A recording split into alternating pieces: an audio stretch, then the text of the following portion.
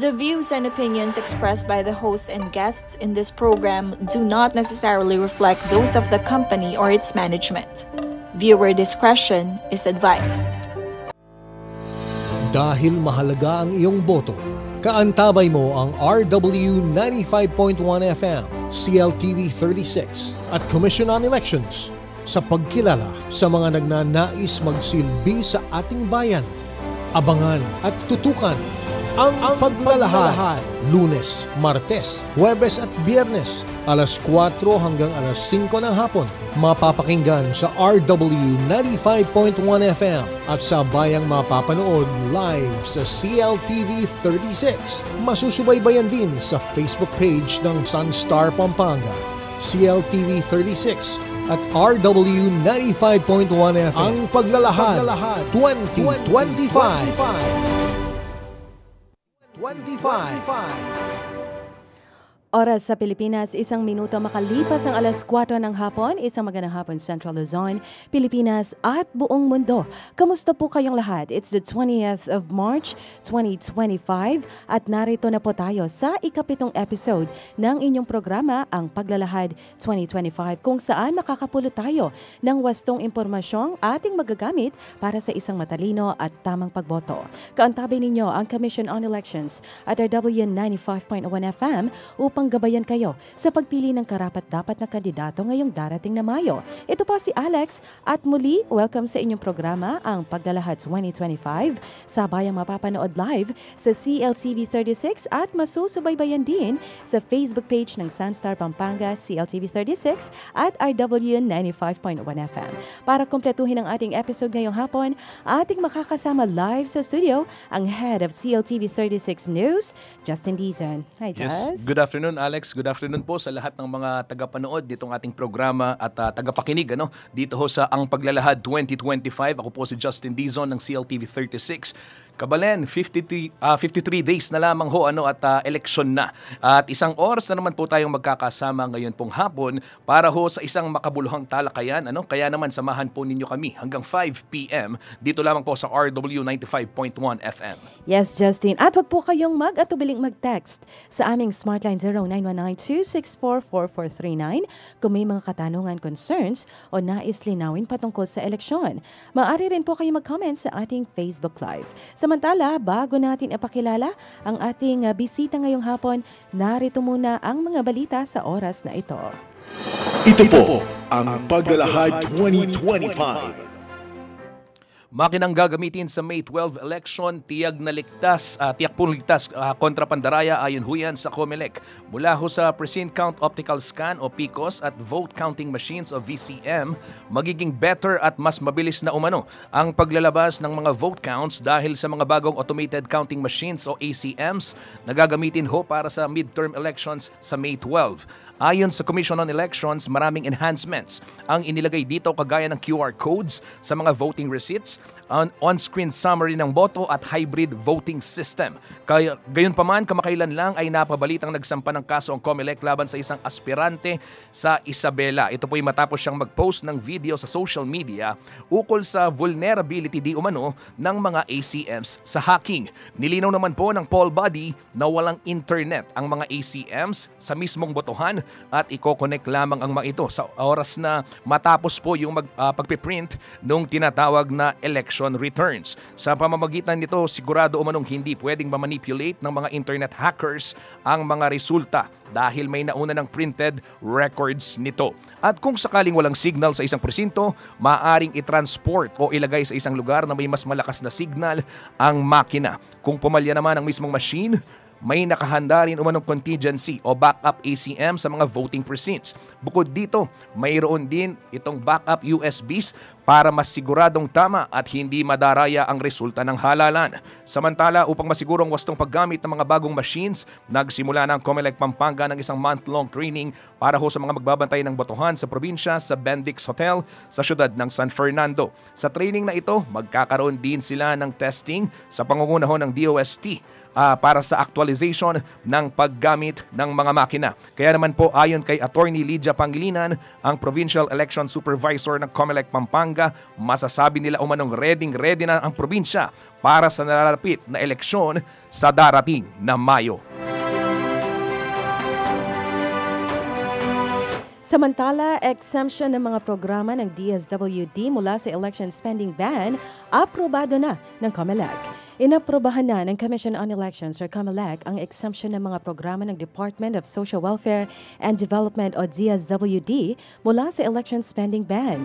Gayunpaman, mula May 2 hanggang May 12, hindi sakop ng exemption ang mga programang TUPAD, AKAP, AICS at 4Ps. Ayon sa Section 261 ng Omnibus Election Code, ipinagbabawal ang paglalabas, pamimigay o paggastos ng public funds para sa mga proyekto o programa ng gobyerno sa loob ng itinakdang time period bago ang eleksyon upang maiwasan ang paggamit ng pondo ng gobyerno para sa politika. Sa kabila nito, dahil inaprobahan ng exemption, magpapatuloy ang pag-release ng pondo para sa iba pang programa ng DSWD kahit papalapit na ang eleksyon. Bilang kondisyon naman ng COMELEC, dapat ay may representative mula sa kanilang ahensya na magbabantay sa pamamahagi ng mga programa. May higpit ding ipinagbabawal ang presensya ng sinumang politiko o kandidato sa pamamahagi upang matiyak na hindi ito magagamit sa pangangampanya. Sa ibahong balita, 19 na lugar sa bansa ang nasa area ng concern o areas of concern ng COMELEC ngayon pong eleksyon. Naglabas ho ang Commission on Elections o COMELEC nitong Martes, March 18 ng paunang listahan nito pong mga lugar na itinuturing na areas of concern para sa May 12 elections. Ayon ho sa komisyon, may kabuang 1,619 na lugar sa buong Pilipinas ang nasa listahan na kinakailangang bantayan upang matiyak ang maayos at payapang eleksyon. Hinati sa apat na kategorya ang mga lugar. Red para ho sa may critical na sitwasyon, orange naman para sa malubha, yellow para ho sa may record ng karahasan, at green naman sa mapayapa at maayos. Dito ho sa Pampanga, kabilang ho sa yellow category ang syudad ng San Fernando, gayon din ho ang bayan ng Arayat. Sa ilalim ho ng red category, 36 na lugar ang nasa pinakamataas na alert level kung saan ang 30 ay matatagpuan ho sa Bangsamoro Autonomous Region in Muslim Mindanao, habang tigi-isa sa Isabela, Masbate, Samar, Lanao del Norte. 2 naman po ang nasa Negros Oriental. 156 areas naman ang kabilang sa orange category. Bagamat mataas pa rin, mas mababa raw ito kumpara sa datos noong Enero na may 177 sa lugar sa parehong red at orange classifications. Tumaas naman ho sa 194 mula ho sa dating 188 ang mga lugar na nasa ilalim ho ng yellow category. Samantala, lumobo rin ang mga lugar na nasa green category mula ho sa 1,239 noong Enero, umakyat ito ng 1,256. Nangangahulugan pong mas marami na ang itinuturing na payapa at maayos na lugar para sa halalan. Kaugnay ho nito, patuloy ang ginagawang pag-monitor ng COMELEC sa seguridad ng mga lugar sa bansa upang matiyak ang maayos at ligtas na eleksyon. At yan po ang balita sa oras na ito. Abangan ang iba pang balita mamaya sa CLTV 36 News. Sa ating pagbabalik, ating makakasama ang dating alkalde ng Florida Blanca, Pampanga na nanungkulan sa loob ng 3 sunod-sunod na termino mula 2007 hanggang 2016 na ngayon ay nais humabol bilang vice-alkalde ng bayan ng Florida Blanca. Abangan nating lahat si former Mayor Ed Guerrero, kaya manatiling nakatutok sa inyong programa, ang Paglalahad 2025, boto mo, kinabukasan mo. Philippine Standard Time, 9 minutes past 4 o'clock. Ang Paglalahad sa RW 95.1 FM. Magandang araw, Central Luzon. Alam niyo ba ang mga dapat dalhin sa voting precinct sa araw ng botohan? Una, hindi na kailangan magdala ng ballpen dahil mayroon nang ipoprovide ang COMELEC. Ikalawa, huwag magdadala ng kahit anong campaign material sa loob ng voting precinct. Ikatlo, maaaring magdala ng kodigo o listahan ng mga iboboto, ngunit siguraduhin ito ay nakasulat sa malinis na papel. Pang-apat, siguraduhin hindi ka nakapagdala ng sample ballot sa loob ng voting area. At panghuli, huwag kakalimutan ang inyong voter's ID o kahit anong valid ID. Ako po si DJ Tyra Mendoza Vitog. Samahan niyo ang pinagsalib na puwersa ng RW 95.1 FM at CLTV 36 sa Ang Paglalahad 2025 upang mas pag-usapan at unawain ang mga mahahalagang issue ng halalan. Dahil boto mo, kinabukasan mo. Ang Paglalahad 2025, Lunes, Martes, Huwebes at Biyernes, alas 4 hanggang alas 5 ng hapon. Live sa RW 95.1 FM at CLTV 36. Sabayang mapapanood sa Signal Channel 115, sa FB pages ng RW 95.1 FM, CLTV 36, Sunstar Pampanga, at sa website at YouTube channel ng CLTV 36.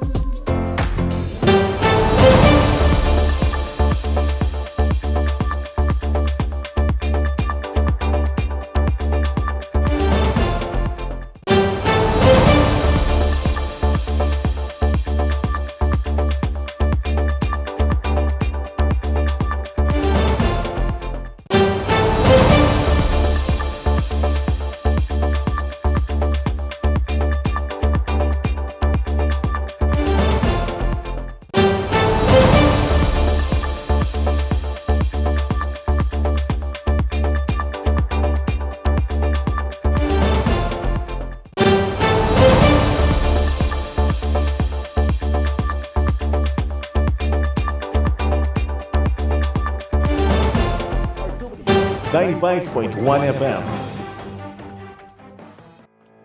Philippine Standard Time, 11 minutes past 4 o'clock. Nagbabalik po ang inyong programa ang Paglalahad 2025 dito sa RW 95.1 FM. Ako po si Alex at kasama pa rin si Justin Dizan ng CLTV 36. Yes, para ho sa mga kaka-tune in lang dito sa ating programa sa 95.1 FM, sa atin hong mga manonood sa CLTV 36, Facebook at sa Facebook ho ng Sunstar Pampanga. Ngayong hapon meron ho tayong espesyal na bisita mula ho sa bayan ng Florida Blanca. Na-excite ako, Alex, nung nalaman ko na siya yung bisita. Kasi batang reporter pa lang ako, siya ho yung na-interview ko noon sa Florida Blanca. Okay. So matanda ka na talaga ngayon? Matanda na ako ngayon. Inaamin ko naman. At yan ho, exciting talaga dahil marami ho siyang kwento at kanina nga bago kami magsimula, marami na rin siyang nabanggit. Huwag na ho nating patagalin. Sa kanya hong panunungkulan, pinangunahan niya ang ilang inisyatiba upang mapabuti ho yung sistema ng serbisyo publiko at mapaunlad yung pamamahala sa bayan ho ng Florida Blanca. Sa pamamagitan ho ng kanyang mga desisyon at aksyon, ay naiwan niya ang kanyang marka sa kasaysayan ho ng local governance. Siya po ay si dating Mayor Eddie Guerrero. Magandang hapon po, sir. Ngayon tumatakbo ho siyang Vice Mayor. Sir, good afternoon. Magandang hapon naman. Good afternoon. Salamat sa pribileyo at naimbitahan ako dito. Okay, Mayor, lapit lang po kayo ng konti sa microphone para marinig po kayo. Opo, Mayor, pwede po kayong tumingin sa amin para makipagkwentuhan. Pagkakausapin yung public, mamaya pwede dyan. Okay, sige. Ayan. Kwentuhan lang po tayo, parang itutuloy lang natin yung kwentuhan natin kanina din. Ang chill nga ni Mayor. He is already 85 po ba? 86. 86 years old. 86 years old. Mag-isa lang siyang pumanik dito, Walang assistant, walang keme-keme. Malakas pa rin. Good to see you, Mayor. Kumusta ho kayo ngayon? Mabuti naman, okay lang. Sa awa ng Diyos ay malakas pa. Okay. Nasabi nga kanina ni Justin, matagal na panahon nung last time mo siyang medyo bata pa ba siya noon? That was like 10 years ago. Hindi nga ako nagugulat, hindi nag-iiba yung itsura. Oo, pero Mayor, eto, pakwento tayo, Alex, kanina tinatanong natin yung diet niya. Kwentuhan niyo naman kami, Mayor, paano ho ba kayo, anong bata kayo? At kaya ano yung sikreto ninyo for that healthy lifestyle? Long life. Siguro nasa lifestyle kasi ang buhay simple lang. Do not make it complicated. Ganun lang. Paano po simple yan? Parang hindi ka nagpapastress sa mga... Yung stress at saka yung pag nagagalit ka, alisin mo sa katawan mo yan. Ay, speaking of which, paano po bang magalit ang isang Mayor Ed? Hindi ako nagagalit eh. Ang ginagawa ko, just iniisip ko na pag yung tao nagkamali, iniisip ko lagi na hindi ko siya kaisip, hindi ko siya ka-level na buwan. I-understand ko na lang siya ba't ginawa niya ganun. So, paano po kayong dumisiplina sa mga anak ninyo kung di kayo nagagalit? Di very spoiled po sila? Hindi naman spoiled. May disiplina. May usap-usapan lang. Pero okay lang ang disiplina nila. Opo. Mayor, eto, nagtatanong na rin kami. Siyempre, you have the wisdom and the experience. Ano? Tell us something about your family background. Paano ba kayo lumaki? Kumusta po Sabi ko mahirap ang buhay namin doon. My father is an electrician sa isang sugar company. So we are 9 in the family, yung anak nila. Siyang kami magkakapatid. Okay. So, napag-aral naman ng ayos. Ako after high school, huminto ako na 3 years. Okay. Nagtrabaho ako. Ano pong trabaho ninyo noon? Manual labor.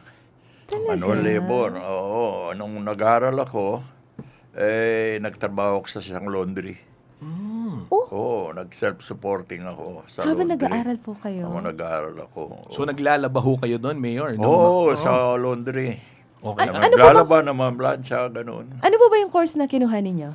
Kung ako, CPA ako Commerce ko, CPA ako. Accountancy yun, ano?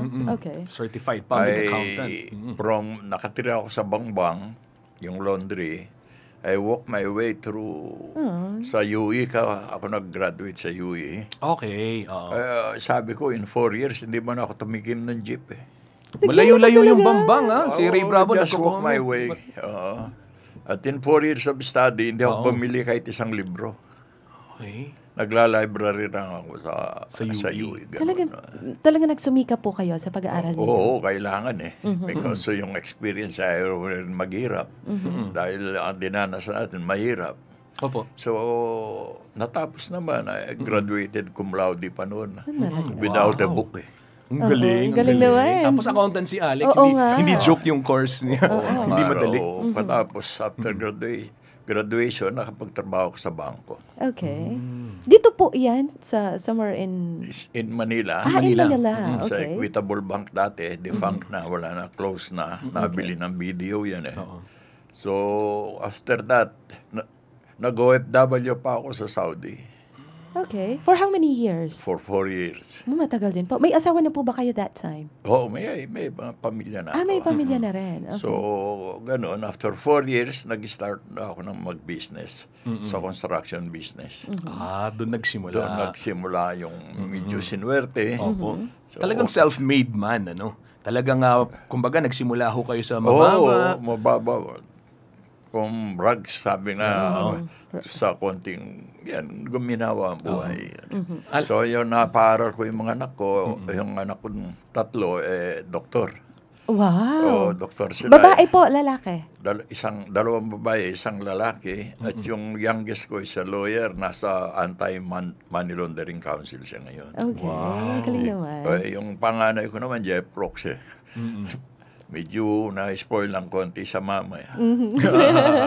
Pero okay yung may Jeff Rox na ganyan. Nung kayo ba, nung kabataan ninyo, na nag-aral kayo ng Maynila, kasi di ba pag nakalayo ka, Yes. ako naranasan. Nagwawala yung iba. Naranasan ko yan, na nakalayo ka, wala yung mga magulang mo, umuwi ka sa dorm. Kayo ho ba, natuto ho ba kayong gumimik-gimik noon sa may, saan ba yan, Ray Bravo? Sa may Recto? Nanood ka ba ng sine doon sa may Avenida? Misan. Okay. Pagka yung kaibigan ko, ililibre ako, gagawa ng homework, ako gagawa ng homework niya, ililibre niya ako sa sine. Uso na pala noon yan. Ganun. Yung gagawin mo assignment, tapos, di ba, may kahit sa school, kung minsan may dishonesty rin, kung minsan ako ang pinag-check ng mga test paper ng mga professor. Usually, pag matalino. Oo, yun. Ngayon, ang nangyayari, yung mga kaibigan natin, mga kaklase natin na medyo mahina, ay pinapasa ko na, ay bibili na lang ako ng mga gamit sa eskwela. Bibili na ako ng gamit. Ganun nangyari sa akin. Okay. Hindi ka nakarawas. Pero did you experience po, Mayor, nag-iinom kayo, nag-good time? Hindi. Hindi talaga? Hindi ako talaga. Sabi ko nga, wala akong nightlife Wala nightlife. Nagsisisi po ba kayo? Wala kayong nightlife noon? Konti. In a way, konti. dahil hindi ko na-experience. Hindi ko na-experience. Pero pag kinukwento nila, masaya sila. Okay lang. Okay.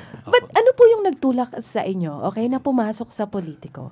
Hindi naman ako politiko dati When I retired, kasi Quezon City based kami Yes. Doon kami nakatira. When I retired, nakabili ako ng property dito sa Florida Blanca. Kagawa ng bahay dyan. Kung kami nag-preach ng konti-konti. Yung kumpare ko, nainganyo ako. Sabi, para makilala ka naman, tumakbo ka. So tumakbo akong vice mayor eh. Okay. Knowing na hindi naman ako mananalo dahil wala akong kilala eh. Mayor, what At year unang was sabak, this? unang What year? sabak, Vice Mayor? 1998. 98. Unang sabak niyan, Vice Mayor agad. Oo. Vice Mayor, basta para makilala ka lang, sabi niya sa akin. Di, pinagbigyan ko. So, nung araw, hindi ko alam kung saan ang papunta sa mga barabarangay eh. So, marami ako nakilala, naalaman ko yung buhay-buhay sa Florida Blanca, ganun. So, nag-umpisa 1998. Pagkatapos suminto ako. Tumakbo ako 2007. Medyo sinuwerte awa ng Diyos. Nanalo naman.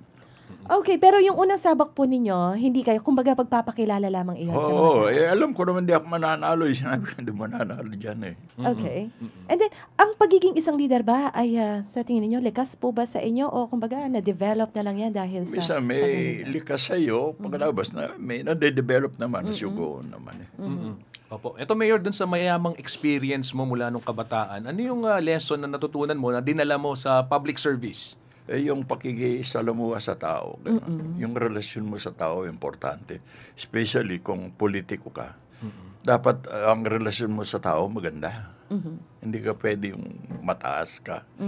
Ang politiko dapat must be humble enough na bumaba sa masa. Opo. Alam niyo yung tunay na kalagayan ng mga nasa laylayan. Dapat ganun eh. Kasi anong masusol mo kung di mo alam. Opo. Mayor, mula po sa pagiging mayor, ngayon ay tumatakbo kayo bilang vice-alkalde. Kumbaga, 86 years old na kayo, kung tutuusin. Pwede na kayong magpahinga eh. Pwede. Diba? Pero bakit po pinapasok po ninyo muli ang politika? Sabi nga ni Thomas Jefferson, kahit may edad na, sabi, judge not a man by his age but by his work. Huwag mo raw husgahan ng tao sa edad niya, kundi sa nagawa niya at pwede pa niyang gawin. Nung gusto nila, itapon nila yung senior sa basurahan, hindi naman pwede yung gano'n. Meron pa tayong magagawa. Because sabi ko sa experience nyo, sa experience ng medyo may edad, mas malaki siguro kaysa sa mga bata-bata. Okay, speaking po ng experience niyo being mayor before, ano-ano po yung mga maipagmamalaki ninyo na naging accomplishments ninyo na paggawa ninyo sa Kasi Florida nung Blanca? nag-mayor ako, Florida Blanca is a ghost town. Napakalungkot ng bayan na yun. Mga 11 o'clock in the morning, wala nang tao sa kalsada, wala nang tao sa bayan. Sabi ko, bakit klaseng bayan ito?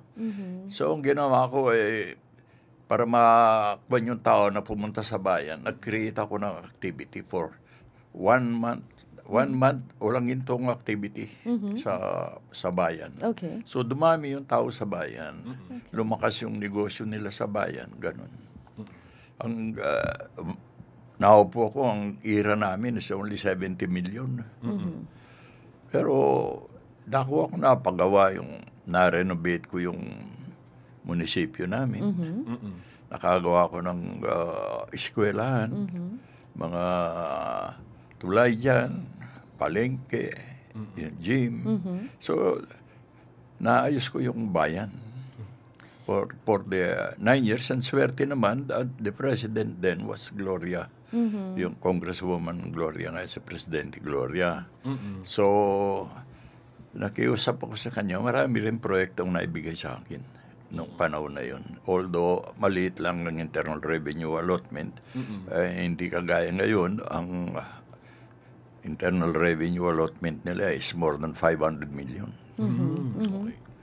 So, marami ka na dapat magagawa doon. Mayor, tama po ba na parang inilipat yung munisipyo ngayon? Tama po ba? Oo, mukhang gumawa ng bagong munisipyo. Okay lang sana kung hindi ka na mangungutang. Okay. Dalawa na yung munisipyo namin eh.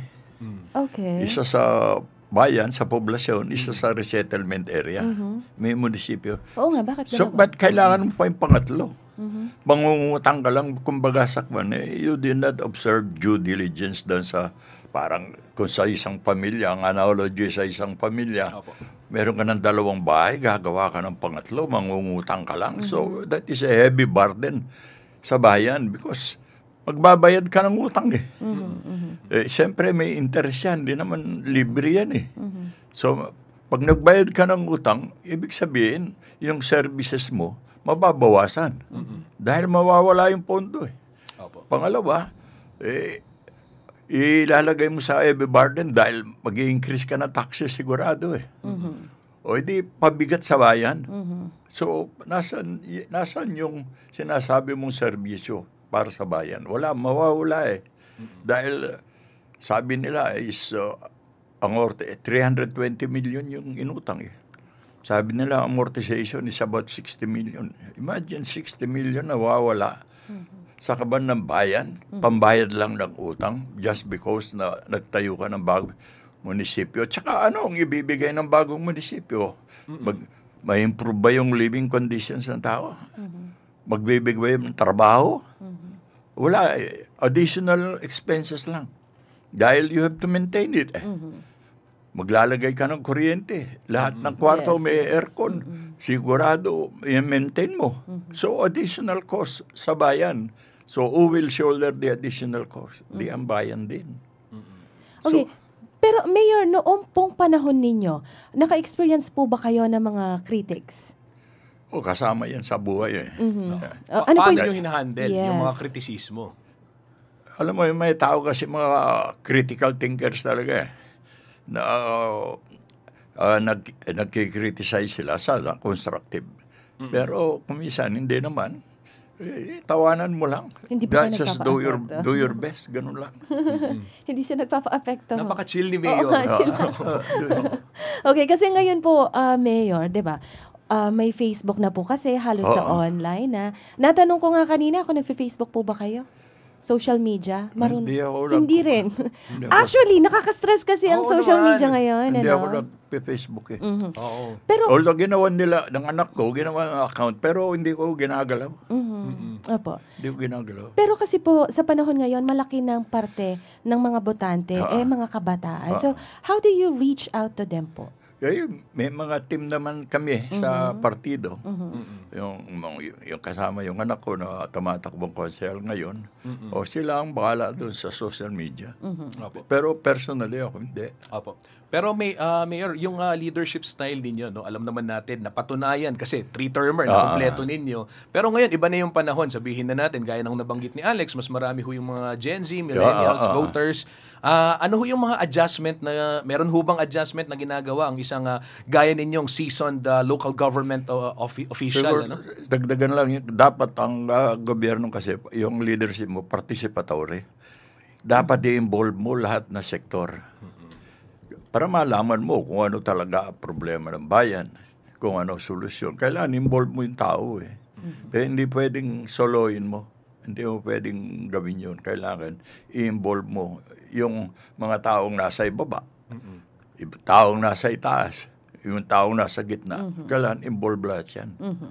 Okay, Mayor, pag-usapan po natin yung inyong mga nagawa noong kayo ay alkalde. Ano-ano po yung mga mahalagang ordinansa na inyong naipasa sa mga nakaraang termino? Kasi yung mga batas na mahilig ako sa mga projects kasi na ginagawa eh. Yung ordinansa, I leave it to the council. Yeah. Sila ang bahala dyan eh. Yung ginawa ko, kasi yung munisipyo namin no, parang istasyon ng tren yan eh. Ninrenovate ko, sabi ko yung kailangan yung bahay muna ng bayan, yun ang gawin natin. So ginawa ko yun. Nangingi ako ng pondo kay GMA. So na-renovate ko yung munisipyo namin. Medyo gumanda ng konti.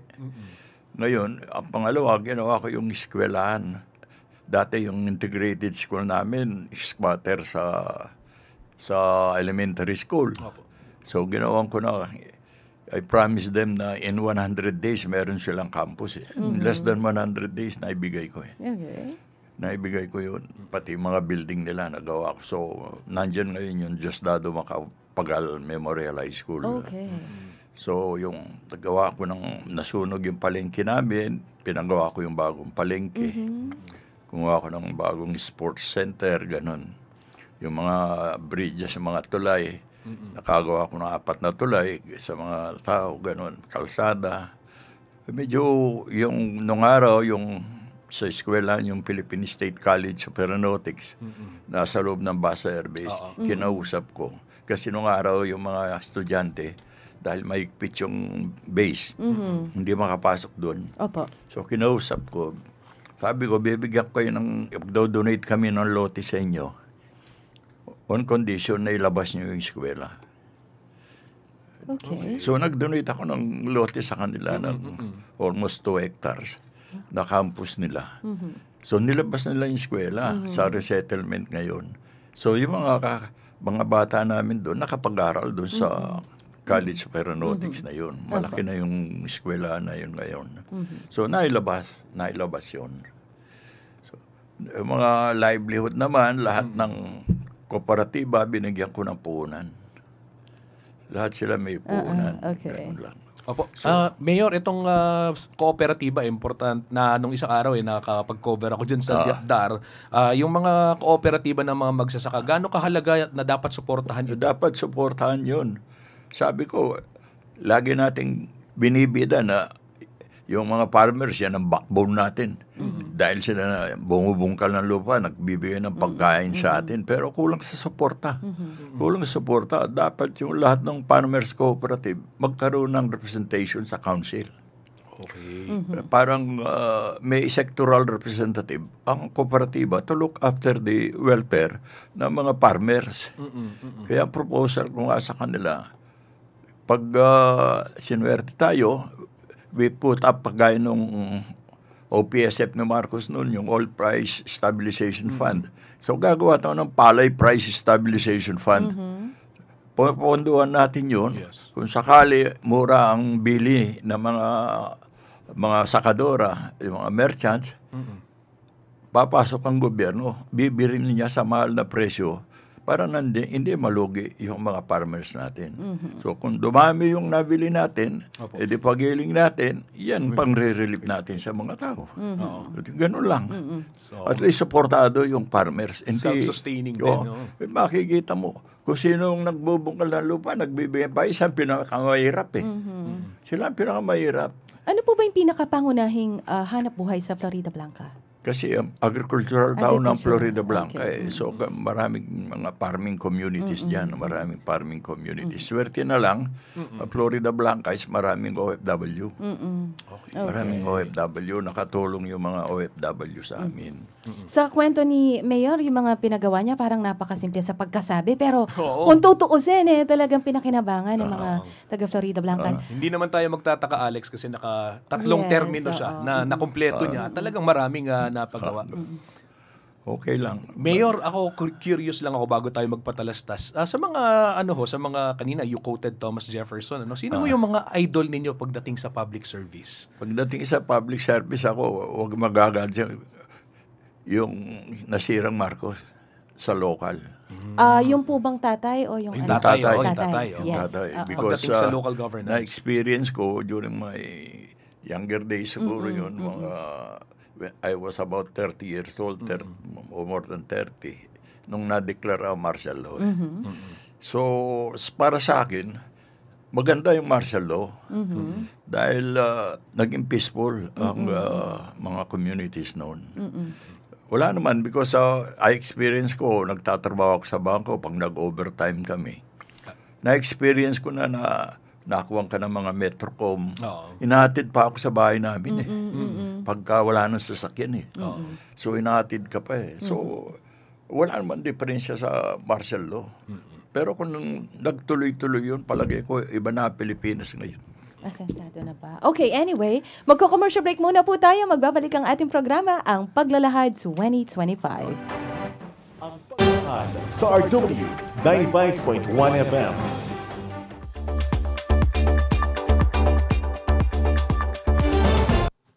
Mahalaga ang bawat boto sa halalan. Pero paano natitiyak na secure at protektado ang ating boto? Halina't ating alamin ang mga security features ng Automated Counting Machine o ACM. Umpisahan natin sa balota. Ballot security. Ang bawat balota ay dinisenyo na may natatanging QR code at security marks para ang balota na tatanggapin ng makina ay iyon lamang para sa presinto na iyon. Access control. Tanging ang itinalagang electoral board ang otorisado at maaaring magpatakbo ng ACM gamit ang kani-kanilang user-specific passwords at smart card security keys. Voter Verified Paper Audit Trail o VVPAT. Ito ay ang pisikal na resibo kung saan pwedeng iberipika ng mga botante kung tama ang nai-record na boto ng makina. Digital Signatures. Ang bawat makina ay may digital signatures para magsilbing patunay na totoo ang election results. Data Encryption. Sinisiguro nito na ang lahat ng tinatransmit o pinapadalang data kasama ang election results ay encrypted para mapigilan ang unauthorized access o tampering. Secure Transmission of Results. Ang resulta ng halalan ay ipapadala ng sabay-sabay sa 7 data servers sa pamamagitan ng secure at redundant communication channels. System Logs and Audit Trails. Ang ACM ay mayroong detalyadong talaan ng lahat ng aksyon na maaaring suriin upang makita ang mga naging aktibidad ng makina. Nagsagawa din ng Local Source Code Review kung saan sinuri ng mga local stakeholders, kabilang na ang mga accredited political parties, IT experts at mga civil society organizations ang source code ng automated election system upang matiyak na ang software ng sistema ay sumusunod sa mga legal, technical at security standards at walang mga kahinaan o malicious code. Bilang pagsunod sa batas, sumailalim din sa International Certification Entity o ICE review upang matiyak na ang software at hardware ng AES ay sumusunod sa international standards para sa accuracy, security at reliability. Sa makabagong halalan para sa makabagong Pilipino, sisiguraduhin ng COMELEC na ligtas, secure at protektado ang bawat boto. Maraming salamat po. Para sa karagdagang impormasyon, sundan ng mga official social media accounts ng COMELEC. Kayo po'y patuloy na nakikinig sa ating programa, ang Paglalahad 2025 dito sa RW 95.1 FM. Ito po si Alex at kasama ko pa rin dito sa studio si Justin Diza ng CLTV 36 at ating panauhin ngayong hapon humahabol po sa Vice Mayor ng Florida Blanca. Paano ba natin i-address? Vice na or Mayor pa rin? Ako kasi nasanay ako Mayor pero Sir Vice, oo. Alam mo Alex, ito napaka-interesting. Kanina tinanong ko si Vice. Vice, yun pong kalaban ninyo ngayon ay naging Vice Mayor ninyo for 3 terms, for 9 years. Si Vice Mayor Montemayor. Kumusta ho ang relasyon ninyo ngayon? Okay naman. Very cordial naman kayo. Medyo respetuhan sa bawat isa. Okay lang. Opo. Ilan po kayong maglalaban? Katatawag lang niya sa akin kanina. Oo nga oo. So, napaka-close. Okay naman. So, I wish him good luck. Lang. Gentleman. Oo. Hindi, ibig sabihin lang yun, naging maayos yung pagsasama sa bagay. Tatlong Tatlong termino. 9 years. Termino. Okay. And, Mayor, bakit nyo po naisipang tumakbo muli bilang Vice Mayor this time ng Florida Blanca? Bakit hindi Mayor?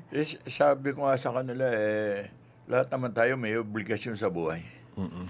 It doesn't matter na may edad ka, bata ka, babae, lalaki. Lahat tayo may obligasyon at responsibilidad sa ating bayan. Yes. So, kung kailangan, bakit hindi natin ibigay serbisyo natin? You've been in the executive department for 3 terms, 9 years. At ngayon ho, mag-iiba yung role na papasukan ninyo. Ano ho yung mga plano ninyong gawin once you get elected as Vice Mayor Florida Blanca? Kasi once elected, ang primary concern ko, kung ano programa, policy yan ng nakaupong mayor. So I will coordinate, cooperate with the executive, with the local chief executive.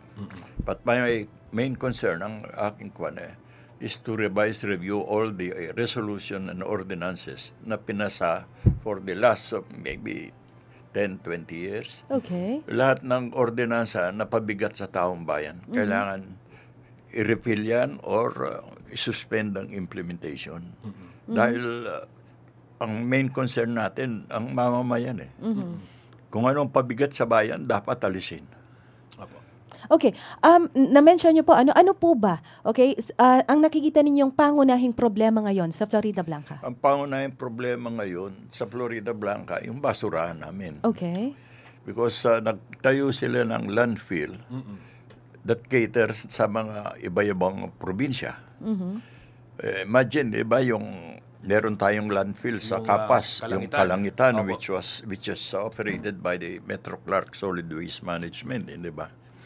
Ngayon, sinara yun. Oo. Nag-rally yung mga taga-Kapas. Sinara. Lahat ng basura doon ngayon tinatapon sa Florida Blanca. Hindi kami dapat basurahan eh. Opo. Bataan, Bulacan, Nueva Ecija, Tarlac, pati Balintawak, nagtatapon. So, in a short period of time, bundok na ang basurahan. Opo. So, anong klaseng komunidad ang itatayo natin kung basurahan ka? So, kawawa yung mga bata at maybe future generations. Mabaho na yung inaamoy nila. Opo. So malinaw, Mayor, kayo ho, hindi pabor dun sa pag-ooperate ng landfill dun sa bayan ninyo. Kailangan you have to take care of your own garbage. Hindi yung garbage ng ibang bayan. Okay. Apo. Kahit ikaw, analogy, meron kang bakuran. Opo. Payag ka ba, tapunan ka ng kapitbahay mo? Opo. Natural, hindi ka papayag. Eh. Apo. So why don't you have to take care of your own garbage? Okay, Mayor, na-mention po ninyo na kapag naupo po kayo, meron po kayong gustong i-review, okay, sa mga ordinansa nagpabigat sa mga tao sa Florida Blanca. Can you mention... Unang-una, siguro dahil galing sa pandemic, nahirapan yung mga tao. Kasi nung ako, lalo na sa mga naghahanap buhay sa kalsada, yung mga nagtatricycle. Dati ako, nung ako mayor, ang prangkisa is only 110 pesos. Okay. Ngayon, almost 1,000 na. Okay. So umaaray ho yung mga tricycle driver. So, maliit ang internal revenue allotment namin doon. Mura ang binabayaran ng mga nagtayo. Ngayon, ang laki ng internal revenue allotment. Bakit hindi natin ibalik sa dati? Para hindi mahirapan. Pangalawa, yung mga business permit na mga negosyante namin. Yes. Tinaas din yan. You could just imagine, a small town, Florida Blanca, mas mataas ang business permit namin kaysa Angeles. Kaysa San Fernando. O pinahirapan mo yung business community mo. So, pag nagtaas ka ng permit, natural, hindi naman palulugi yan eh. Itataas din yung paninda niya. Sinong nahirapan? Yung consumer, yung namamimili. So, hirap din ang bayan. Di ba? Ganun yun eh. O, dapat i-review rin yun. Ngayon, pati yung tubig na iniinom namin ngayon, kumukubra rin ng munisipyo ng 4 pesos per cubic meter. Na dati wala naman. So, ba't hindi natin alisin yun? So, pabigat din yun. Meron pa nga ang ordinansa na hindi ko maintindihan eh. Bago ka makakuha ng business permit, kailangan pasipsip mo pa yung Poso Negro mo. Magbayad ka ng 10,000. Hindi ba pabigat sa negosyante yung mga ganyan na ordinansa? Ngayon, yung sinasabi ko nga, yung basurahan, i-review natin. I-review natin yan. Tsaka yung pagkakautang, dapat ayusin kung merong bahid ng korupsyon yun. Sabi ko, magkakademandaan tayo. Kakademandahan tayo dyan. At kasi ang original purpose nun is not a municipal hall. Ang resolution nila is a multipurpose building. Okay. Not a municipal building. Pagtayo, nagkautang, pagtayo, municipal hall. So, technically siguro may technical malversation dyan. Dahil yung purpose nag-iba eh. Nag-iba yung purpose. Okay. So, sabi ko dito sa mayor ko, kung ma-prove natin na ganun, huwag kang magbayad na utang, demanda nyo. Tayo. Ganun lang. So, lahat ng ordinansa, marami ng obsolete ordinance na minsan 2 piso lang bayad eh. Di ayusin yung mga ganun. Mayor, pero pagdating sa mga revenue streams ng LGU, ano yung mga nakikita niyong possible options? Kung sasabihin na, kung tatanggalin ito sa mga tricycle, babawasan sa business permit, saan po pwedeng, ano po yung pwedeng alternative? Ang magiging loss revenue mo doon, i-cover mo lang doon sa internal revenue allotment mo. Laki ng internal revenue allot ng IRA mo, mahigit 500 million. Dati-dati 70 million. tingnan mo yung disparity noon at saka ngayon. So, why do you have to put a heavy load sa inyong constituents? Okay, Mayor, for a longest time, matraffic dyan, ano? Parang ginagawa po that time yung tulay. Okay na po ba ang traffic? Okay na yung mga tulay. Okay. Okay na ang tulay. Hindi na po wala na pong traffic dyan. So, meron pa rin. Minsan-minsan, meron din dahil yung mga business nandun sa sentro. Kagaya, nung araw kasi, ayaw ko sa sentro yung mga Jollibee, McDonald's na yan. Gusto ko sa may highway. Hindi pa naman nagpa-fast food si Mayor. Hindi siya mag-fast food, no? Hindi, kasi pinapatay niya yung mga maliliit. Yes. Pinapatay yung maliit na. Kita mo, numatayo yung mga Jollibee at saka McDonald's, nawala yung karinderiya ng mga maliliit na negosyante. Nawala. Pag naghirap yun, munisipyo rin ang takbo niyan. Munisipyo rin takbo niyan. May sakit yung anak, munisipyo. Hindi nakapag-aral yung anak, munisipyo. Ayan. Nabanggit ninyo yung may sakit, DJ Alex, nabanggit na. Yeah. Pagpasok ho ng susunod na itong, syempre, kung kayo po ipalarin at maihalal bilang vice alkalde, ano ho yung mga ordinansang nakikita ninyo na ipaprioritize para maiangat yung antas ng kalusugan na serbisyo para sa mga medical kababayan? needs ng ating unang-una, sabi ko, dapat gumawa tayo, dahil lumaki na yung bayan, dumami tao, kailangan gumawa tayo isang RHU 3 na. Dalawa na kasi yung rural health unit namin. So, RHU 3, sabi ko, magkayang ko na ng medical clinic, yung mobile medical clinic, para yung taong bayan, yung clinic na ang pumupunta sa tao. Tsaka magtayo kami ng isang dialysis center. Yun, maganda. Okay, magko-commercial break muna po tayo. Sa ating pagbabalik, mas lighter na usapan naman ang ating pag-uusapan. Philippine Standard Time is 4:47.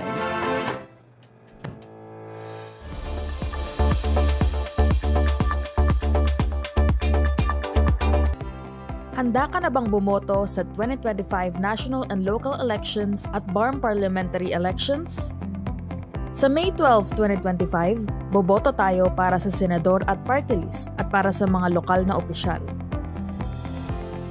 Ang mga kababayang botante natin sa Bangsamoro Autonomous Region of Muslim Mindanao o BARM ay boboto rin sa kauna-unahang BARM parliamentary elections. Ang regular na oras ng botohan ay mula alas 7 ng umaga hanggang alas 7 ng gabi.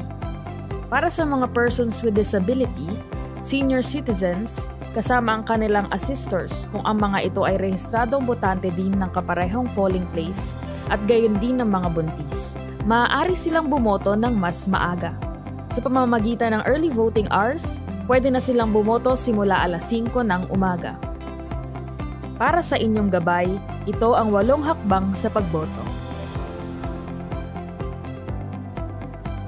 Una, lumapit sa Electoral Board at sabihin ang inyong pangalan, precinct number at sequence number. Ikalawa, titingnan ng Electoral Board kung ang inyong pangalan ay nasa Election Day Computerized Voters List o EDCVL at titingnan din kung may marka ng indelible ink ang inyong kuko. Ikatlo, kung walang marka ng indelible ink, i-verify ng Electoral Board ang inyong pagkakakilanlan at papipirmahin ka sa EDCVL. Ikaapat, ipapakita sa iyo ng EB chairperson na maayos at malinis ang balota. Ilalagay niya ito sa ballot secrecy folder at ibibigay sa iyo kasama ang marking pen. Para sa mga botante sa BARM, 2 balota ang ibibigay. Isang balota para sa national at local elections at isa para sa BARM parliamentary elections. Ikalima, pumunta sa voting area at bumoto sa pamamagitan ng pag-fully shade ng oval bago ang pangalan ng kandidato na nais mong iboto. Tandaan, huwag mag-overvote. Ika-6, matapos mag-shade ay ipasok ang balota sa Automated Counting Machine o ACM. Hintayin na lumabas ang resibo at tingnan sa screen ang ballot image ng iyong balota. Ika-7, suriin ang inyong resibo at ihulog sa nakatakdang lagayan. Ibalik ang folder at marking pen. At ang huli, magpalagay ng indelible ink sa kuko ng kanang hintuturo. Lumabas na ng polling place pagkatapos bumoto. O diba, madali lang. Kaya bumoto na sa makabagong halalan, para sa makabagong Pilipino. Isang paalala mula sa Commission on Elections. Para sa karagdagang impormasyon, bisitahin ang mga official social media accounts ng COMELEC.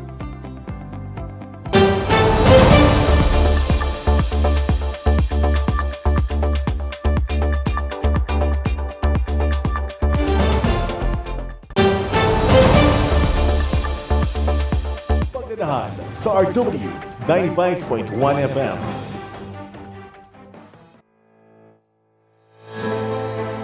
Philippine Standard Time, 15 minutes after 4 o'clock. We're down to the last quarter of the program, ang Paglalahad 2025. Ako po si Alex. Kasama pa rin dito sa studio si Justin Dizon ng CLTV 36. Okay, Jazz, baka may gusto ka pang isingit na Oo, tanong. meron akong gustong pahabol. Napaka-importante yung edukasyon dahil kayo po, Mayor, naging working student, so you value education a lot. Once you get elected as Vice Mayor, ano ho yung gagawin ninyo para maisulong yung sistema ng edukasyon sa bayan ng Florida Blanca? Sabi ko nga, maswerte nga kami ngayon sa na nakuha kami ni Governor Delta, nabigyan ng bayan para makagawa ng yung DABSU sa bayan namin. So, unang-una, yung ginawa kong Diosdado Macapagal High School, para sa mga kabataan namin yun. At ngayon, nag-sprout out na marami ng mga high school sa mga barangay ngayon. So, pangalawa, yung paglabas ko doon sa Philippine College of Aeronautics. Ang regret ko lang, nung nakaupo ako, inumpisahan ko yung Florida Blanca Community College. Naitayo ko na yung facilities noon, pero hindi tinuloy nung current administration. Opo. So may plano kayo if ever pala rin? If ever, siguro pag-iisipan na dahil magkakaroon na ng DABSU sa amin. So parang redundance na yun. Hindi na masyadong kailangan yun. Okay. So ngayon, dadagdagan na lang yung pondo para sa scholarship dahil ang DABSU, kung naitayo na yan, alos miscellaneous fee lang babayaran dyan. So, poponduhan na ng munisipyo para makapag-aral yung bata na libre. So, lagi natin sinasabi, education is the greatest catalyst for development. Dapat gano'n ang sundin. I agree. Feeling ko reader si Mayor. Mahilig kang po kayo magbasa, magbasa. Konti. Ang dami yung quotable quotes. Oo, Okay. Anyway, dadako po tayo sa ating segment na 4 or against, okay? Sasagot po kayo kung pabor kayo or hindi. And let's begin. Mandatory drug testing para sa lahat ng government employees. Are you for or against? I'm for it, yeah. Impeachment complaint laban kay pangalawang Pangulo Sara Duterte. I'm for it.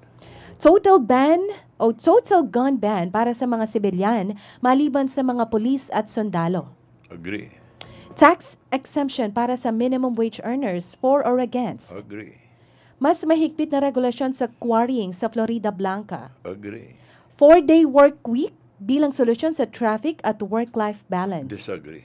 Pagbuwag ng K-12 at pagbabalik sa dating 10-year education system. Siguro, nasa gitna lang ako dyan. Total ban ng vape at e-cigarettes. Agree. Okay, pagpataw ng mas mataas na buwis sa junk food at sugary drinks. Agree.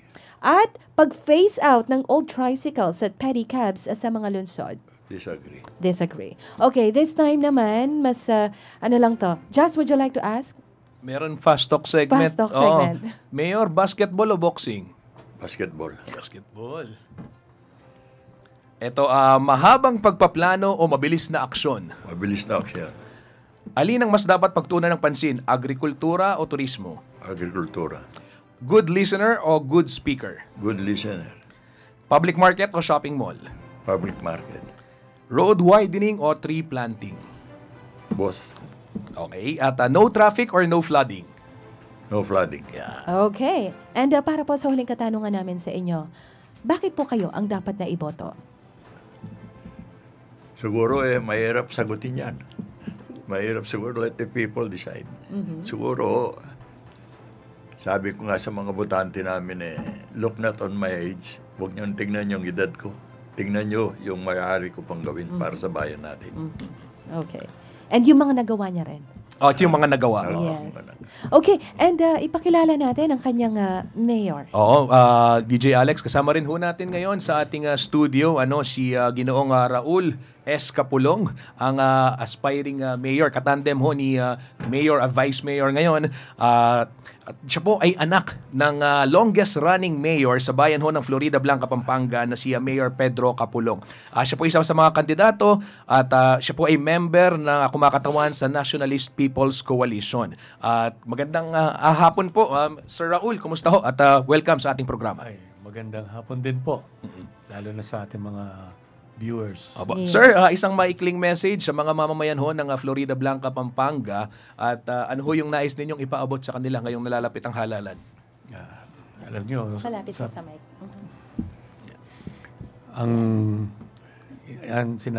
excuse me. Sana po magbago na sila. Alam nyo, kung minsan kailangan ng pagbabago.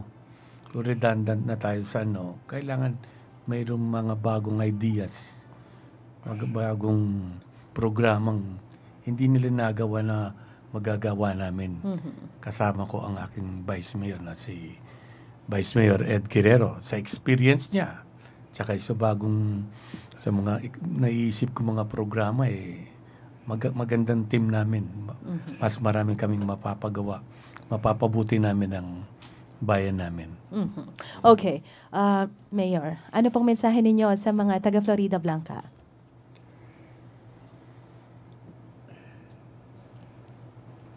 Kayo po. Kayo po. Parehas silang may... Oo nga pala, sorry. Oo. Oo nga, kaya sana mag-isip na po tayo. Alam niyo po, kung ang daming nagsusumbong kasi sa amin, ganun kulang. Sa mga ayuda-ayuda lang po, ang daming complain namimili daw po sila, nawawala po yung iba. Kalahati lang nabibigay o wala man nabibigay. Yun, hindi po namin gagawin yun. Wala pong corruption. Ang ano po namin, for 25 years po ang father ko, walang issue sa corruption. In fact, naghirap pa kami sa pagka-mayor niya. Abonado. Yung abonado kami. Okay. Kaya kapag walang corruption, aasenso tayo, susulong lalo ang bayan namin, Florida Blanca. Okay. Wala na po ba kayong gustong batiin or pasalamatan? Nice. Opo, kayo. Baka may mensahe rin ho kayo sa mga taga Florida Blanca. Well, sa akin naman, alam ko na ang mamamayan ng Florida Blanca mahal nila ang bayan. Isa lang ang bayan namin. So, dapat ibigay natin kahit konti lang sa ating pagkatao at puso natin ang pagmamahal sa bayan. Mapapakita lang natin to sa ang pagmamahal sa bayan ay kung mapili natin ang tama kung sino ang dapat mamuno sa bayan. Kumbaga sa ang aking apela hindi pera ang dapat pag-usapan dito. Ang dapat pag-usapan dito kung sino ang tunay na makakapagbigay ng serbisyo para sa bayan. Ganun lang. All right. And there you have it, folks. Maraming salamat po sa inyong pagdalo dito sa ating studio at it's a pleasure to have you here. Atin pong The pleasure is ours. Yes, well, thank you po. Atin pong nakapiling sa isang oras ng programa ang former mayor at aspiring vice mayor ng Florida Blanca, Pampanga, Ed Guerrero. Mayor, muli, maraming salamat po sa inyong oras. Maraming salamat po sa pagpapaunlak sa aming invitasyon, gentlemen. At dito na po nagtatapos ang ating programa kung saan napakinggan ho ng ating mga kabalen yung mga planong nais isulong nitong si dating mayor at tumatakbo pong vice mayor Ed Guerrero at syempre ho si mayor at tumatakbong mayor Raul Capulong para ho sa kanilang bayan. Sana po ay nakatulong itong programa sa ating mga botante para ho maging mas mapanuri sila sa pagpili ho ng mga kandidatong kanilang ihahalal sa darating na Mayo 12. Yes, and palagi rin nating tandaan na ang pagboto ay hindi lang isang karapatan kundi isang tungkulin bilang mamamayan. Nakasalalay dito ang kinabukasan ng ating bansa at ng susunod na henerasyon ng Pilipino. Maraming maging mapagmatsyag, maging matalino at higit sa lahat ipakita natin ang tunay na diwa ng pagmamahal sa bayan ngayong election 2025. Ako po si Justin Dizon ng CLTV 36. At ako naman po si Alex Alex, napakabilis ng isang oras. Maraming salamat po sa inyong patuloy na pakikinig at pagsuporta sa ating himpilan at sana ay patuloy nating ipaglaban ng isang mas maunlad at mas matatag na Pilipinas. Abangan mo di ang ating programa bukas, March 21, 2025, alas 4 hanggang alas 5 ng hapon dito sa RW 95.1 FM.